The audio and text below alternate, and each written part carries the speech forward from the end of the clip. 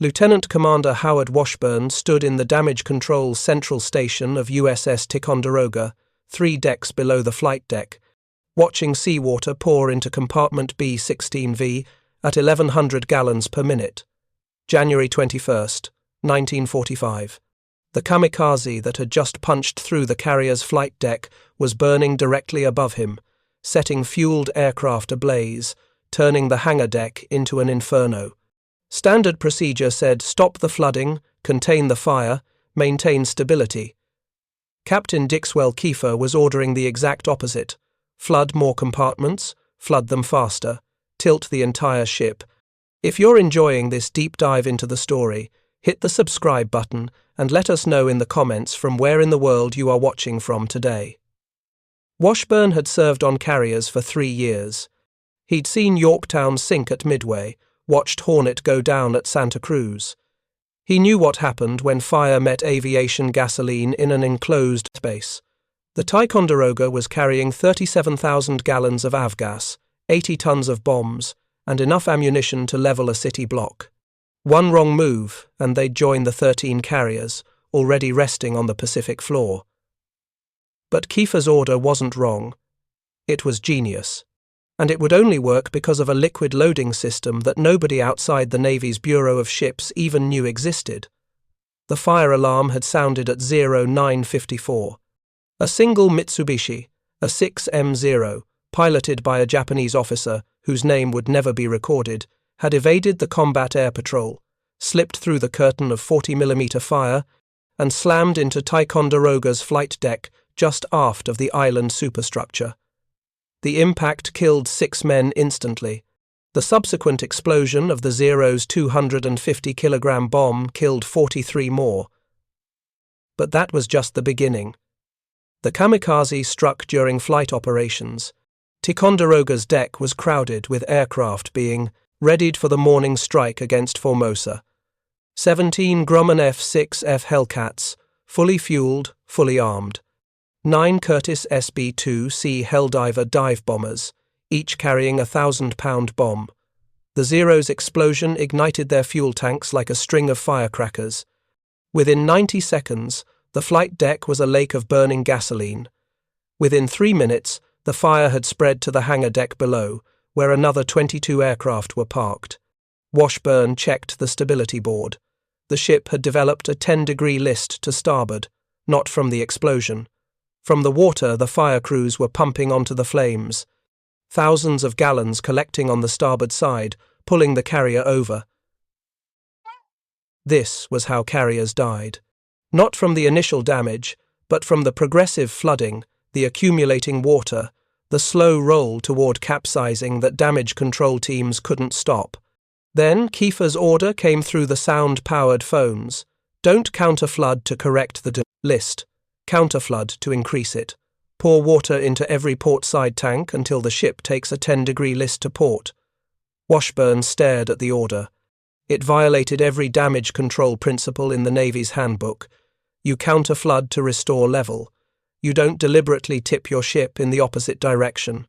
But Kiefer wasn't trying to restore level. He was trying to dump the burning aircraft overboard. The Essex-class carriers had been designed with a liquid loading system that most of their crews didn't fully understand.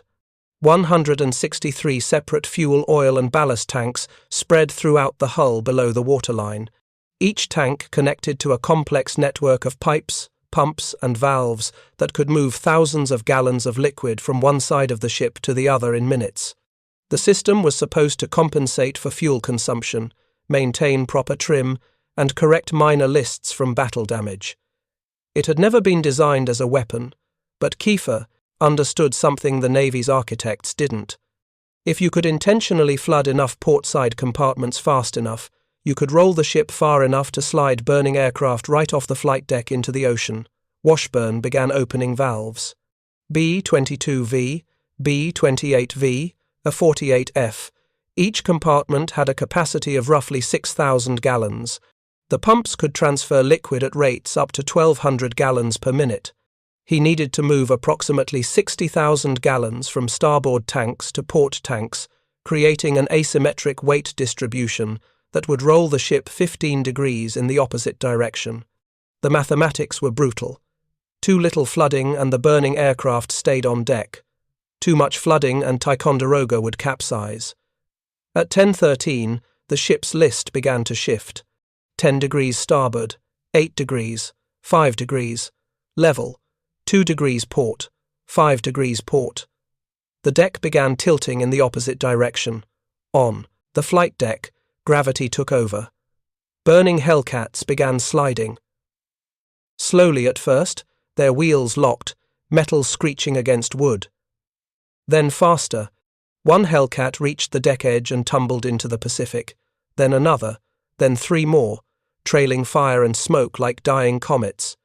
By 10:18, 8 burning aircraft had been dumped overboard simply by tilting the deck.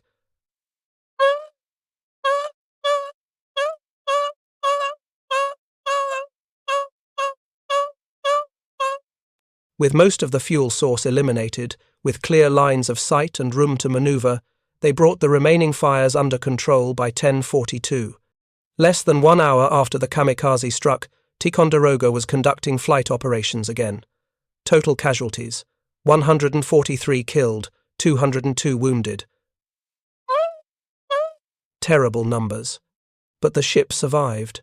She didn't break in half like Princeton, didn't explode like Liscombe Bay, didn't burn for 3 days like Franklin would 6 weeks later.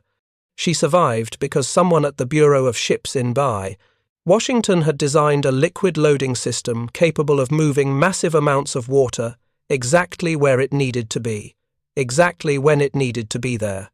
That someone was a 42-year-old naval constructor named Robert Hillenkoetter. He'd never commanded a ship, never served in combat, never even set foot on an aircraft carrier until 1946, after the war ended. But the compartmentation system he designed in 1940 and 1941 would save more American lives than most admirals ever would. Hillenkoetter came to the Navy's Bureau of Ships in March 1939 as a civilian engineer with a specialty in structural stability and liquid cargo management.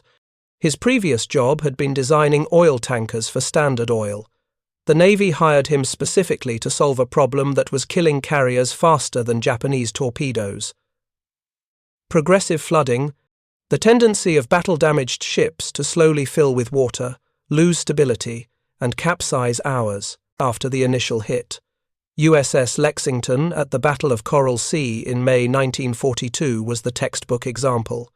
3 Japanese torpedo hits. Serious damage, but not catastrophic. The carrier remained afloat, steaming at 25 knots, recovering aircraft. Then, a spark from damaged electrical systems ignited gasoline vapor in the ventilation system. Explosions followed. Fires spread. The crew fought for 7 hours before abandoning ship. Lexington sank not from torpedo damage, but from uncontrolled progressive flooding and fire damage that overwhelmed the ship's ability to maintain stability. USS Yorktown at Midway 1 month later followed the same pattern. 2 bomb hits during the battle. The carrier absorbed the damage, controlled the fires, restored power. Then 2 torpedo hits from Japanese submarine I-168 the next day. Yorktown developed a list, but remained afloat. The crew fought for 36 hours to save her. They failed, not because the torpedo damage was unsurvivable, but because the ship's compartmentation couldn't prevent progressive flooding once the initial watertight integrity was compromised. Water found routes through ventilation ducts, cable runs, pipe penetrations. Slowly, steadily, Yorktown filled and capsized. Hillenkoetter studied both loss reports in detail. The problem wasn't the initial damage. American carriers could absorb tremendous punishment. The problem was what happened in the hours afterward. Water accumulated in damaged compartments. That water added weight, which created a list. The list opened new routes for flooding through hatches and penetrations that were watertight when level but leaked when tilted. More flooding meant more list, which meant even more flooding. If you find this story engaging, please take a moment to subscribe and enable notifications. It helps us continue producing in-depth content like this. It was a death spiral, and once it started, damage control teams couldn't stop it. The solution required rethinking how liquid moved through a damaged ship. Traditional compartmentation treated each space as isolated. Watertight bulkheads between compartments. Hatches sealed. The goal was containment, keep the water in damaged spaces and prevent it from spreading. But Hill and Coetta realized containment wasn't enough. You needed controlled redistribution. The ability to intentionally move liquid from one part of the ship to another to maintain stability, even while damaged compartments were flooding. The Essex-class carriers then under design provided an opportunity to implement his concept. The ships were big enough, 27,100 tons standard displacement, to accommodate extensive internal tankage. The design already included fuel oil tanks for the ship's boilers, aviation gasoline storage for the aircraft, and ballast tanks for trim adjustment. Hill and Coetta proposed expanding the system dramatically. Instead of isolated tanks, create an integrated network. Connect tanks on opposite sides of the ship. Install powerful pumps. Add remote-controlled valves. Build a liquid loading system that could move thousands of gallons per minute from starboard to port or forward to aft. In response to damage, the Bureau of Ships' preliminary design section reviewed his proposal in August 1940. The chief concern was weight. Each additional tank, pipe, pump, and valve added tonnage. The Essex design was already pushing the Navy's size limits, dictated by the width of the Panama Canal locks. Adding extensive liquid handling infrastructure might force design compromises elsewhere. But Hill and Coetta's calculations showed that a properly designed system could actually reduce weight compared to traditional ballast arrangements. By using fuel oil tanks for both their primary purpose and as ballast, by integrating rather than segregating systems, the total weight penalty was under 200 tons. The second concern was complexity. More pipes meant more potential leak points. More valves meant more maintenance. More interconnection meant one battle-damaged pipe could compromise the entire system. Hill and Coetta addressed this with redundancy. The design included two separate liquid loading networks, port and starboard. If battle damage severed connections on one side, the other side remained functional. Critical runs used armored piping. Valve controls were distributed throughout the ship, so damage to one control station didn't disable the entire system.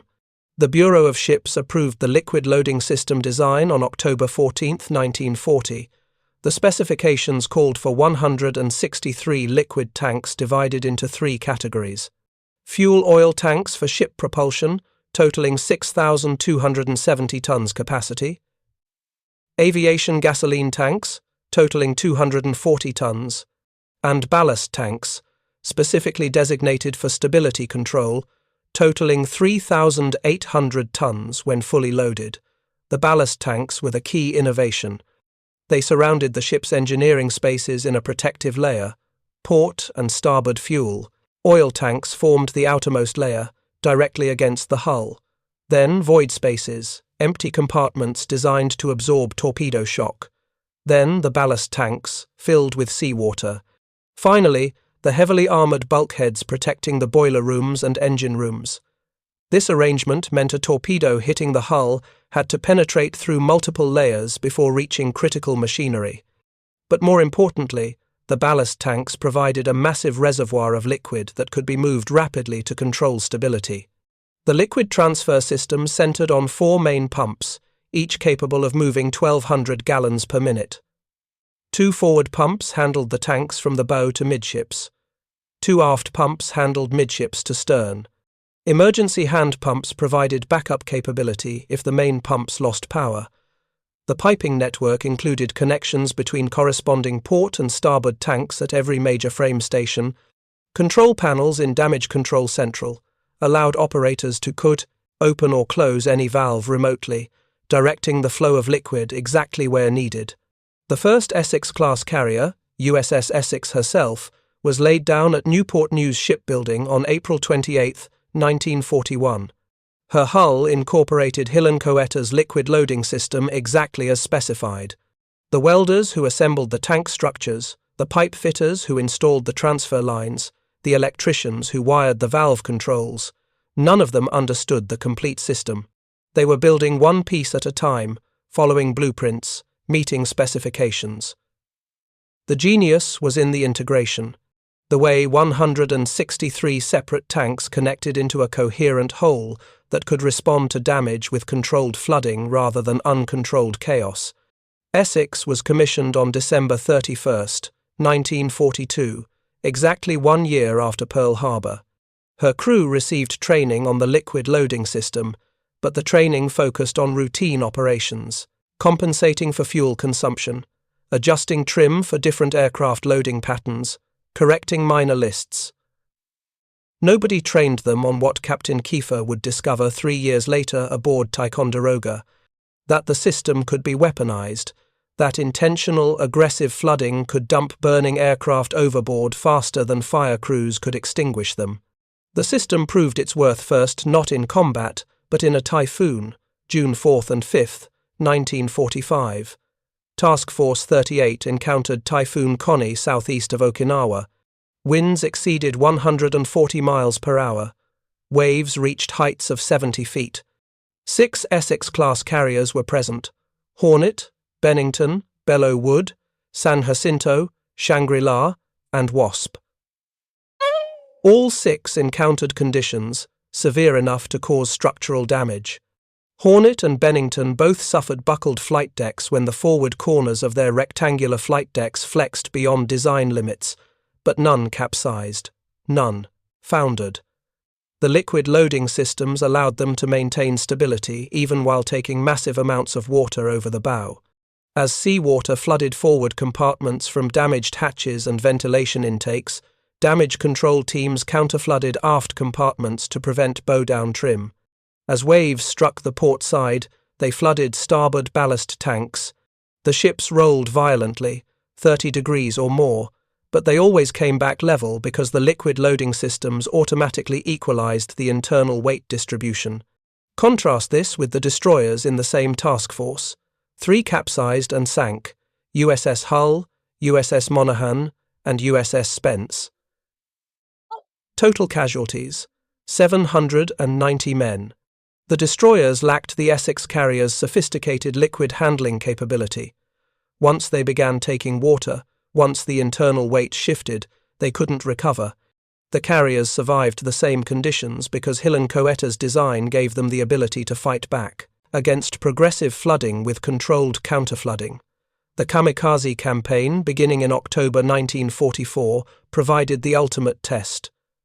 Japanese pilots deliberately targeted carriers. The tactic was devastatingly simple. Fly a bomb-laden aircraft directly into the ship, create maximum damage, set fires, cause explosions. Hope the carrier would suffer the same fate as Lexington and Yorktown. Uncontrolled progressive damage leading to abandonment and sinking. Between October 1944 and August 1945, Japanese kamikaze pilots achieved at least 50 confirmed hits on American aircraft carriers. 32 of those hits struck Essex-class carriers. None of those carriers sank. USS Franklin came closest. March 19, 1945. 2 armor-piercing bombs dropped by a single Yokosuka D-4Y Judy dive bomber. The first bomb penetrated the flight deck centerline, exploding on the hangar deck among armed and fueled aircraft. The second, a bomb hit aft, triggering ammunition and bomb storage. Franklin, within 50 miles of the Japanese mainland, suffered catastrophic damage: 724 killed, 265 wounded, the highest casualty count of any American warship that survived the war, but she did survive. The liquid loading system kept her afloat through 5 hours of secondary explosions. As fires consumed the forward part of the ship, damage control teams flooded aft ballast tanks to prevent the bow from dipping too low. When the ship developed a 13-degree starboard list from firefighting water accumulation, they counterflooded port tanks. Franklin listed to port, then starboard, then port again as the damage control teams fought to maintain stability while the fires burned. The ship remained afloat because the liquid loading system gave them the tools to fight back against progressive flooding even while massive fires raged above. USS Intrepid survived 4 separate kamikaze hits. October 30th, 1944 off the Philippines, November 25th, 1944 off Luzon, April 16th, 1945 off Okinawa. Each time, the Kamikaze penetrated the flight deck. Each time, fires broke out. Each time, the crew used the liquid loading system to maintain stability while fighting the fires. Intrepid earned the nickname the Evil Eye from her crew, but she never sank. The system kept her level even when burning. USS Bunker Hill absorbed 2 kamikaze hits within 3 minutes on May 11, 1945, 390 killed. The flight deck became an inferno, but the liquid loading system maintained stability throughout. The ship developed a list, the damage control teams counterflooded, and Bunker Hill steamed back to Pearl Harbor under her own power for repairs. The pattern repeated across the Essex-class fleet, hit after hit, fire after fire, explosion after explosion. None of them sank. The British liaison officers observing American carrier operations noticed the pattern. They compared notes with their own experience. British carriers had armoured flight decks, which provided better protection against bomb penetration, but British carriers lacked the sophisticated liquid loading systems of the Essex-class. When British carriers took torpedo hits below the waterline, they struggled with stability control. American carriers absorbed the same torpedo damage and kept fighting because they could actively control their internal weight distribution. Hill and Coetta never received public recognition. The liquid loading system remained classified throughout the war. Its existence was considered sensitive technical information. Revealing the details might help enemy forces understand how to overwhelm the system, where to aim torpedoes, how to cause maximum flooding. After the war, when the Essex carriers began decommissioning, the Bureau of Ships published technical manuals describing the system. By then, nobody cared. The war was over. The carriers that survived did so because of hundreds of factors: crew training, damage control procedures, firefighting equipment. The liquid loading system was just one technical detail among thousands, but the numbers tell the story. 32 kamikaze hits on Essex-class carriers, 0 sinks. Compare that to the light carriers. USS Princeton took a single bomb hit on October 24, 1944. She exploded and sank 6 hours later. The Independence-class light carriers lacked the Essex-class liquid loading capability. They were smaller, faster to build, useful for fleet operations. But they couldn't survive the kind of punishment the Essex-class absorbed routinely. USS Belleau Wood, an Independence-class light carrier, took a kamikaze hit on October 30, 1944. The plane crashed onto the flight deck aft, causing fires and setting off ammunition. 92 killed or missing, 54 wounded, 12 aircraft destroyed. Belleau Wood survived, but required 2 months of repairs. USS Cabot, another Independence class, absorbed a kamikaze on November 25, 1944. The bomb-laden Zero crashed through the flight deck on the port side. 62 killed and wounded. The ship survived but needed 3 weeks of repairs. The pattern was clear. Light carriers could survive kamikaze hits, but barely. They required extensive shipyard time. They suffered proportionally higher casualties. The Essex-class carriers absorbed comparable or worse damage and returned to combat operations within days or weeks. The difference wasn't armor. It wasn't size alone. It was the liquid loading system that allowed them to maintain stability, control flooding, and keep fighting even while severely damaged. By May 1945, the Navy's damage analysis teams had compiled enough data to quantify the effect. An Essex-class carrier hit by a kamikaze had an 87% probability of remaining operational after damage control efforts. A light carrier under the same circumstances had a 43% probability. The Essex carriers weren't just bigger. They were fundamentally more survivable because their internal systems had been designed specifically to fight back against progressive flooding. Admiral William Halsey, commander of 3rd Fleet, understood this implicitly. When planning operations in 1945, he positioned Essex-class carriers at the most dangerous stations, close to enemy airfields, within range of kamikaze attacks. He knew they could absorb punishment and keep fighting. The light carriers he held back for fleet defense and combat air patrol support. This wasn't because he doubted their crews, it was because he trusted the Essex-class engineering. The Kamikaze campaign revealed another aspect of the liquid loading system's value: speed of response. When a carrier took a hit, every second mattered. The faster you could counterflood, the faster you could stabilize the ship, the more effective your firefighting efforts became. The Essex-class system was designed for exactly this. The remote-controlled valves meant damage control teams in Central could initiate flooding without sending men into potentially dangerous compartments. The high-capacity pumps meant large volumes of water could be moved quickly. The redundant systems meant battle damage rarely disabled the entire network. USS Hancock demonstrated this on April 7, 1945. A kamikaze crashed onto her flight deck aft, killing 62 men and destroying 12 aircraft. The impact caused a fire among parked aircraft loaded with ammunition and fuel. Within 5 minutes, Damage Control Central had initiated counterflood operations. Within 15 minutes, the fire was contained. Within 1 hour, Hancock was recovering aircraft again. The rapid response was possible because the liquid loading system allowed immediate action without waiting for manual intervention in each compartment. The forward repair facilities that supported the fleet also played a crucial role. Service Squadron 10, based at Ulithi Atoll, provided repair capabilities that would have been impossible at traditional shipyards. When a carrier took kamikaze damage, it steamed to Ulithi under its own power. The repair ships and tenders of Service Squadron 10 would come alongside. Teams of welders, pipe fitters, electricians, and damage control specialists would board the carrier and begin repairs immediately. They could replace damaged piping in the liquid loading system, repair pumps, install new valves, all without putting the carrier in dry dock. USS Intrepid's repeated returns to combat after kamikaze hits were facilitated by these forward repair capabilities. After the November 1944 attacks, Intrepid arrived at Ulithi on December 16. Service Squadron 10 repair teams assessed the damage.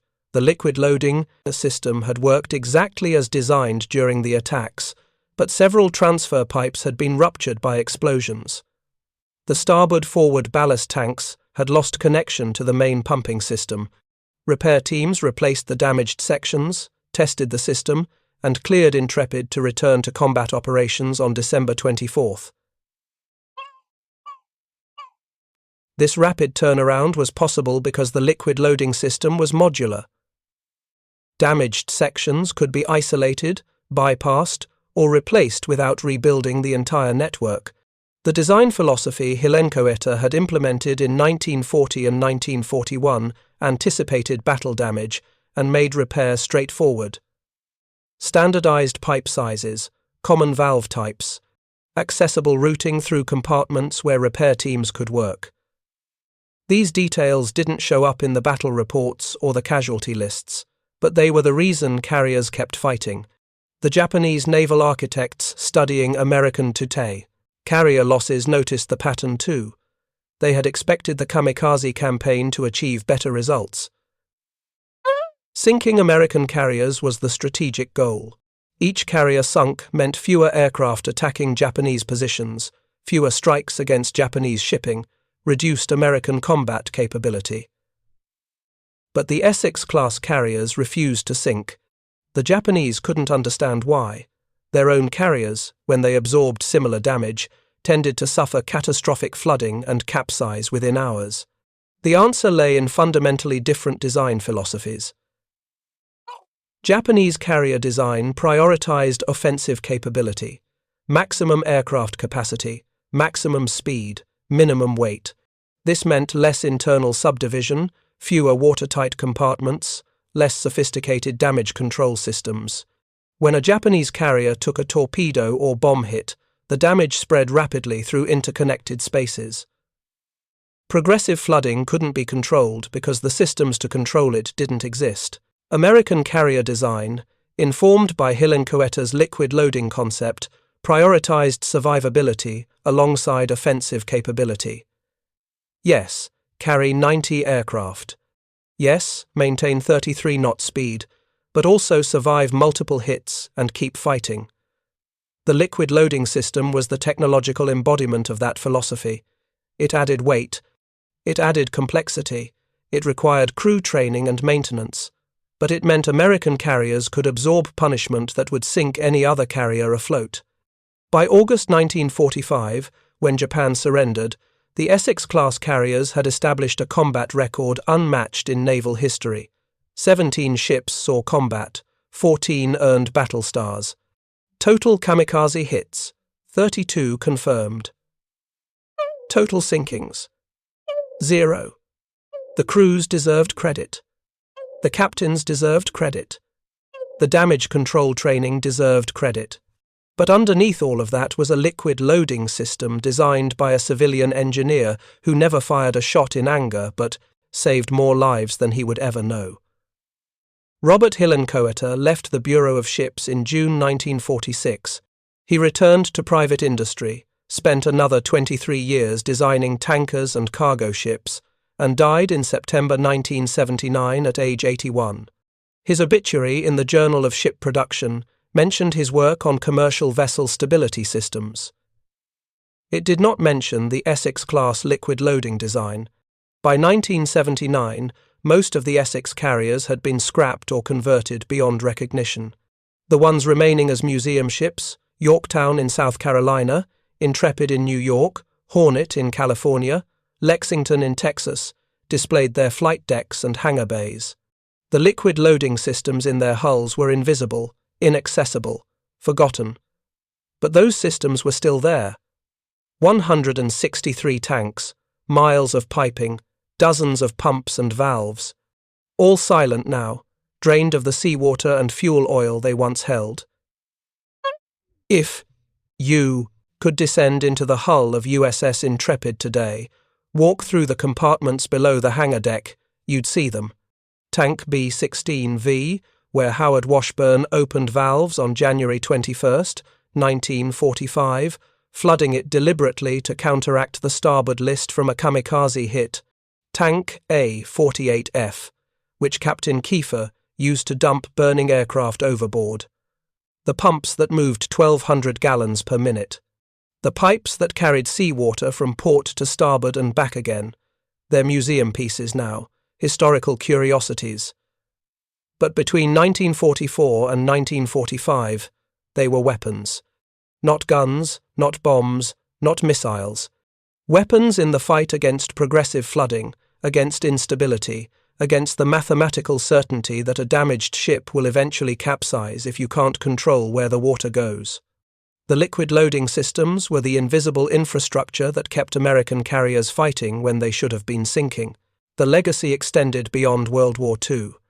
Every American supercarrier built since 1955 has incorporated sophisticated liquid loading and ballast systems derived from Hillenkoetter's Essex-class design.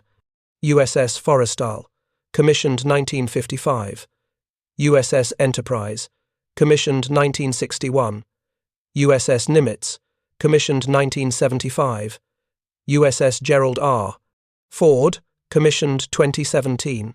All of them feature internal tankage networks capable of rapid liquid transfer to maintain stability under battle damage. The specific technologies have evolved. Electric pumps replaced by hydraulic systems, manual valves replaced by computer-controlled actuators. But the fundamental concept remains unchanged. A carrier must be able to fight back against progressive flooding by actively controlling its internal weight distribution. Modern damage control training still teaches the principles Hillenkoetter established. Identify which compartments are flooding, calculate the weight and position of the accumulated water, determine which ballast tanks to flood to compensate, execute the counterflooding before the ship's list exceeds critical angles. The tactics Captain Kiefer pioneered aboard Ticonderoga, deliberately overflooding to dump burning aircraft, are now part of the standard damage control doctrine. What was once an improvised emergency measure is now a trained response. The full story of the liquid loading system's effectiveness didn't emerge until 1946, when the Navy's Bureau of Ships completed its comprehensive analysis of carrier battle damage. The report, officially titled Survivability Assessment of Fleet Carrier Hull Systems in Combat Operations 1943 to 1945, ran 237 pages. Only 50 copies were printed. All carried secret classifications that wouldn't be lifted until 1973, nearly 3 decades after the war ended. The report's conclusion was unambiguous. The liquid loading and ballast control systems installed in Essex-class carriers had directly prevented the loss of at least 7 ships that would otherwise have capsized from progressive flooding or stability loss during kamikaze attacks. The analysis identified specific incidents where mathematical modeling indicated the ships should have exceeded critical heel angles and capsized, but didn't, because damage control teams successfully used the ballast systems to maintain stability. USS Essex herself, on November 25, 1944, provided one of the clearest examples. A kamikaze struck the port edge of her flight deck, landing among planes fueled for takeoff. The impact created a massive gasoline fire that required the equivalent of 300,000 gallons of water to extinguish. That water, accumulating on the port side flight deck and flowing into damaged compartments below, created approximately 400 tons of added weight on the port side.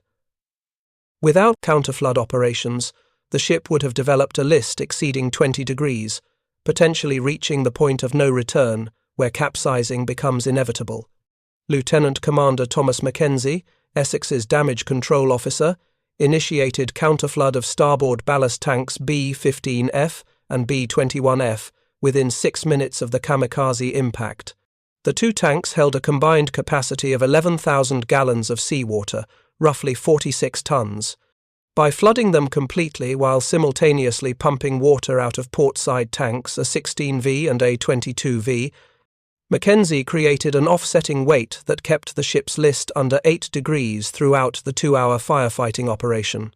The Bureau of Ships Analysis calculated that without this intervention, Essex would have exceeded 18 degrees of list within 40 minutes and faced a critical stability situation. The report quantified other factors that contributed to Essex-class survivability. Compartmentation scheme, with its multiple watertight bulkheads and decks, prevented rapid flooding. The special treatment steel, used in structural members, reduced splinter damage that could penetrate multiple compartments. The redundant pumping systems ensured that loss of one pump didn't cripple the entire liquid handling capability. But the liquid loading system stood out as the single most important innovation. It was the active defense that gave crews the ability to fight back against damage, rather than simply containing it. What made Hilenkoeta's design particularly effective was something he'd learned from his years designing oil tankers. Liquid cargo is both a vulnerability and a tool.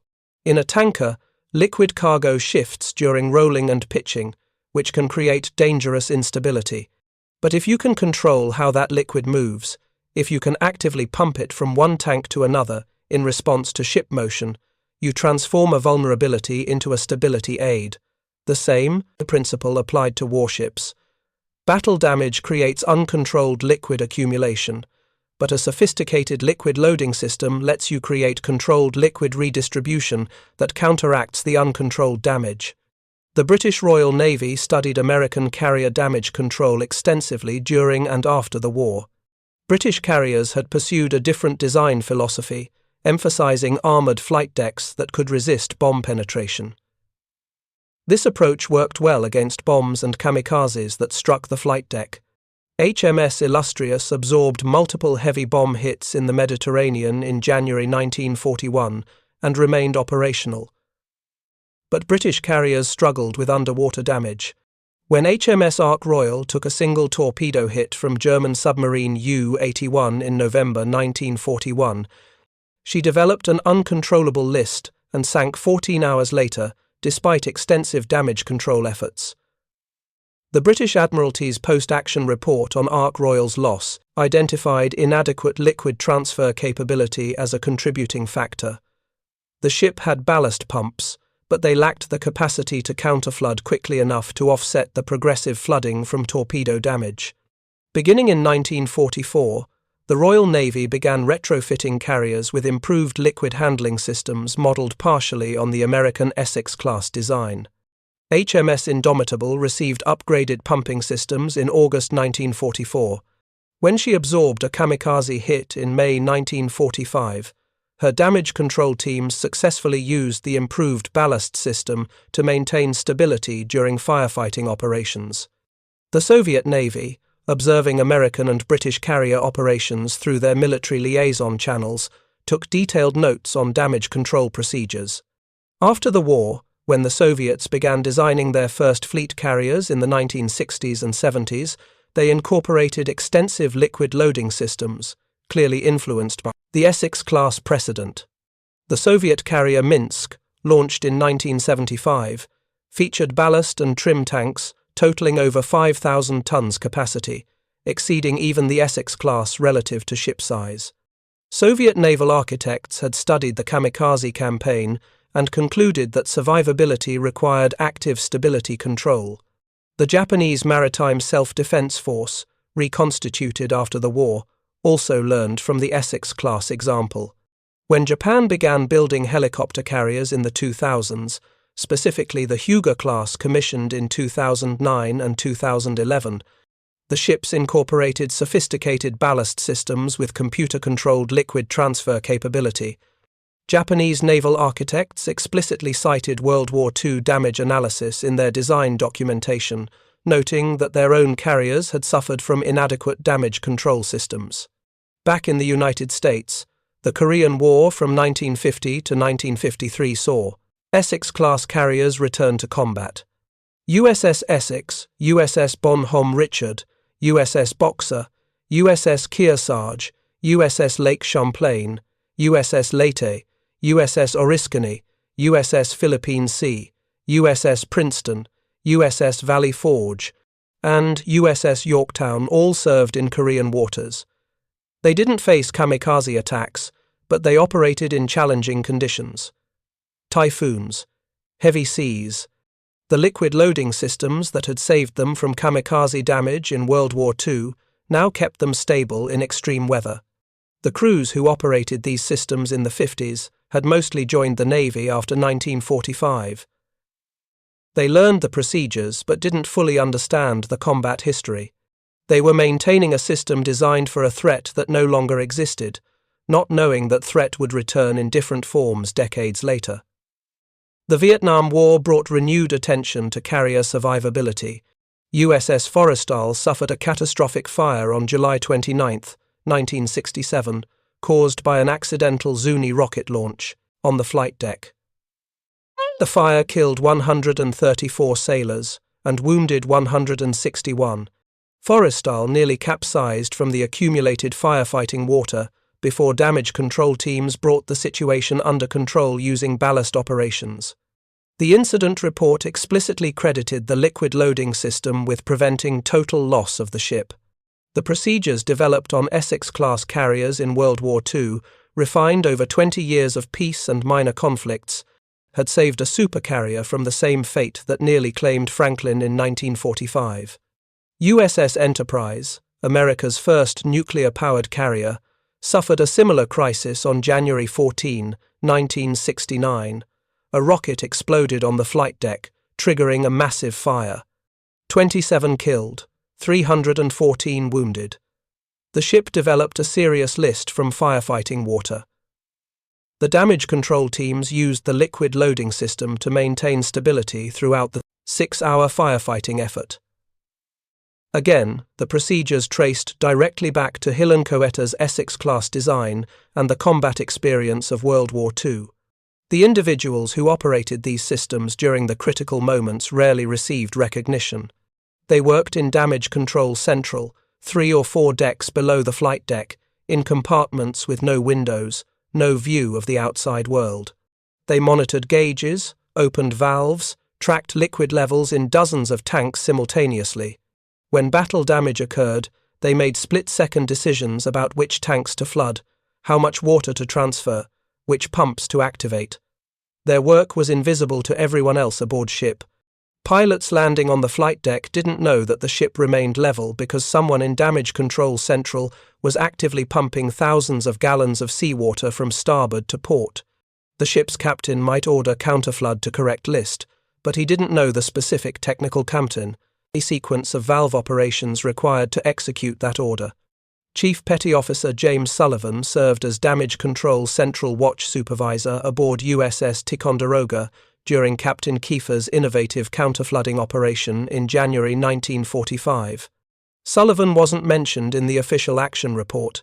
His name appears in the ship's deck log as being on duty during the incident, nothing more. But he was the one who physically opened the valves that flooded the portside tanks. He calculated the volume of water needed. He monitored the list indicators and determined when to stop flooding. His contribution to saving the ship was as essential as Kiefer's decision to order the operation, but Sullivan received no medal, no commendation, no official recognition. After the war, Sullivan returned to Philadelphia, worked as a building superintendent, and died in 1983. His family knew he'd served on carriers in the Pacific. They didn't know the details. The technical operation of liquid loading systems wasn't the kind of story that translated well to dinner-table conversation. How do you explain opening valve 7 Alpha 3 and flooding tank B-22V when your grandchildren want to know if you saw any battles? The dramatic surface war, the air combat, the visible heroism, that's what people remembered. The engineering decisions that kept ships afloat were invisible history. The same pattern repeated across the entire Essex-class fleet. Thousands of sailors operated the liquid loading systems. Thousands made critical decisions about counterflood operations during battle damage situations. Their names filled deck logs and watch bills but disappeared from the historical narrative. The ships survived. The crews came home. The technical details of why those ships survived instead of sinking like earlier carriers remained classified or simply forgotten. By the 1980s, most Essex-class carriers had been decommissioned. USS Lexington remained in service as a training carrier until 1991, the last of her class. When Lexington was finally decommissioned, she'd served for 48 years, longer than any other carrier in American history. Her liquid loading system, installed in 1942, had operated continuously for nearly 5 decades. The pumps had been rebuilt multiple times. Pipes had been replaced. Valves had been upgraded. But the fundamental system Hill and Coetta designed remained functional. 4 Essex-class carriers survived as museum ships: USS Yorktown in Charleston, South Carolina, USS Intrepid in New York, USS Hornet in Alameda, California, USS Lexington in Corpus Christi, Texas.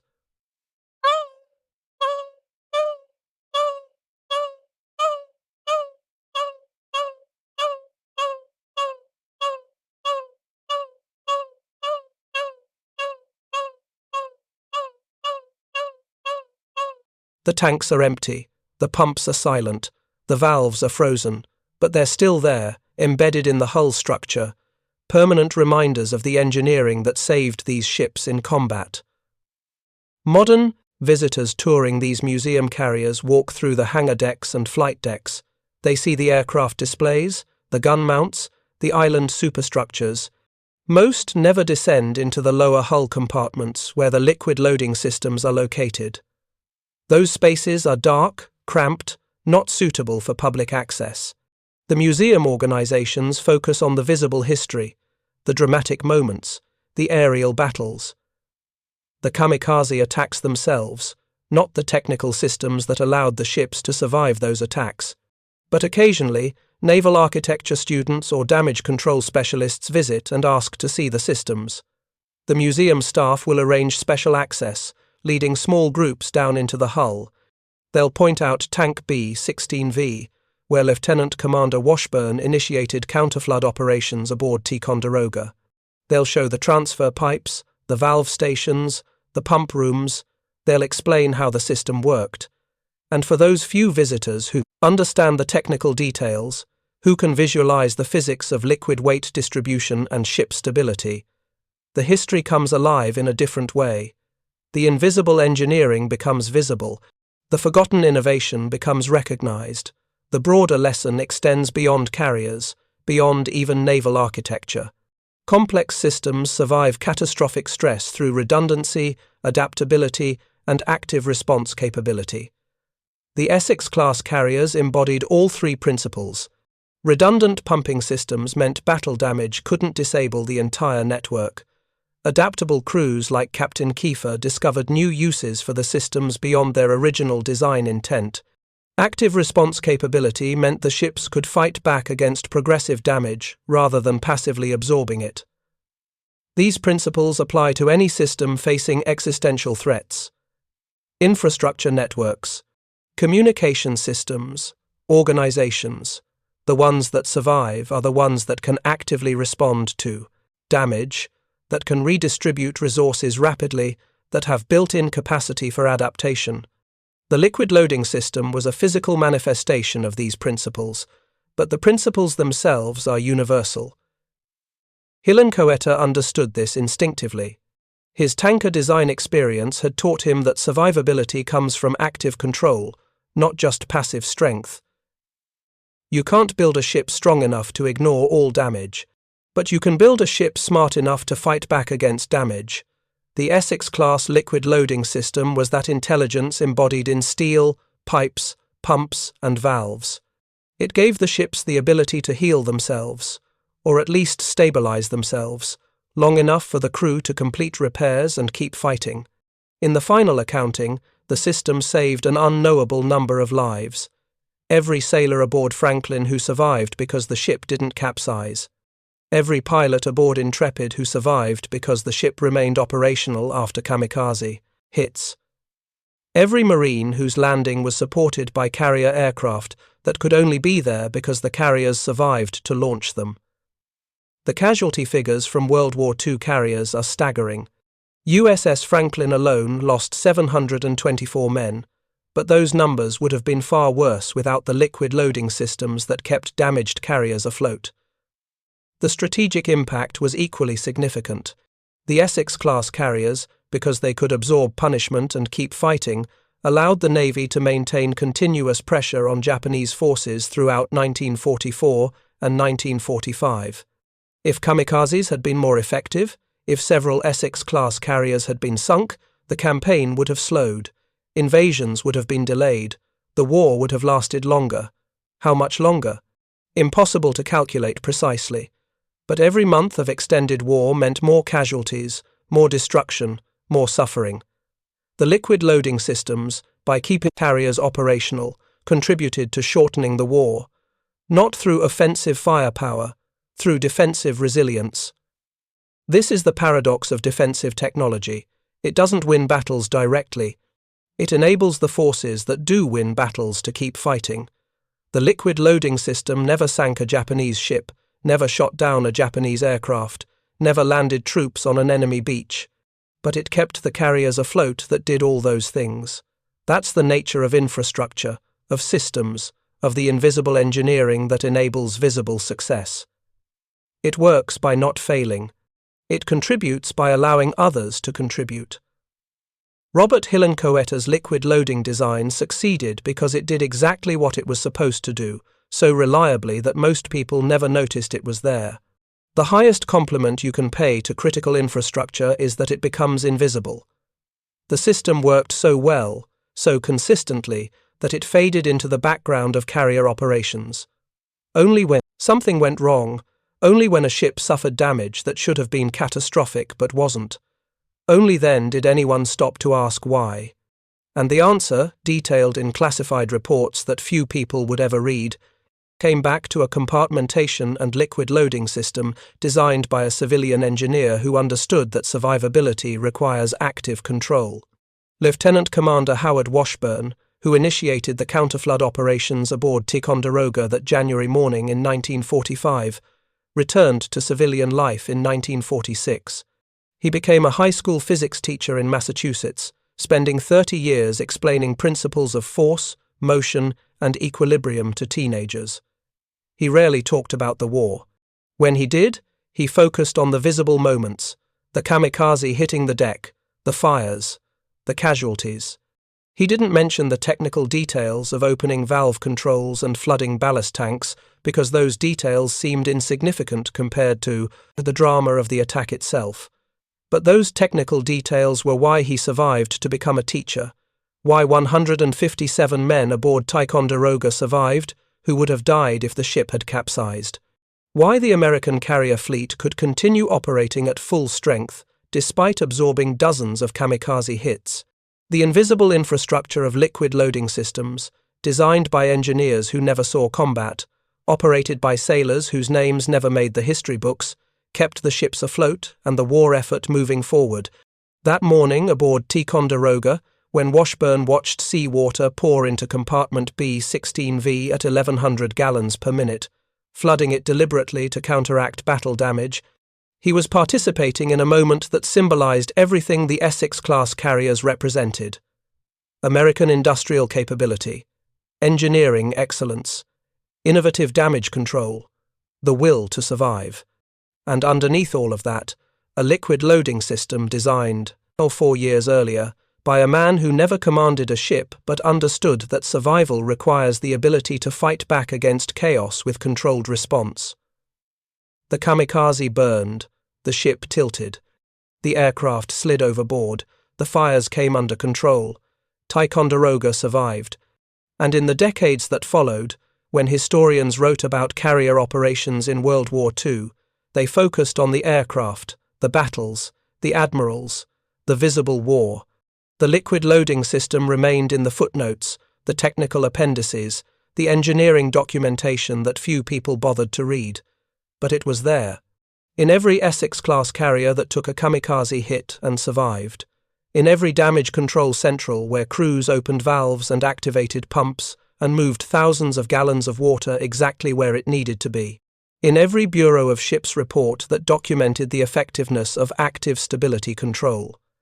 In every modern carrier that incorporates sophisticated ballast systems descended from Hillenkoetter's design, the invisible infrastructure that made visible victory possible. Some innovations change warfare through dramatic technological leaps. Radar, nuclear weapons, jet engines. Others change warfare through subtle improvements in survivability that keep forces fighting when they should be defeated. The Essex-class liquid loading system belonged to the second category. It didn't win battles. It prevented losses. It kept ships operational. It saved lives not through protection, but through active response to damage. That's the kind of innovation that doesn't make headlines but wins wars. Thank you for watching. For more detailed historical breakdowns, check out the other videos on your screen now and don't forget to subscribe.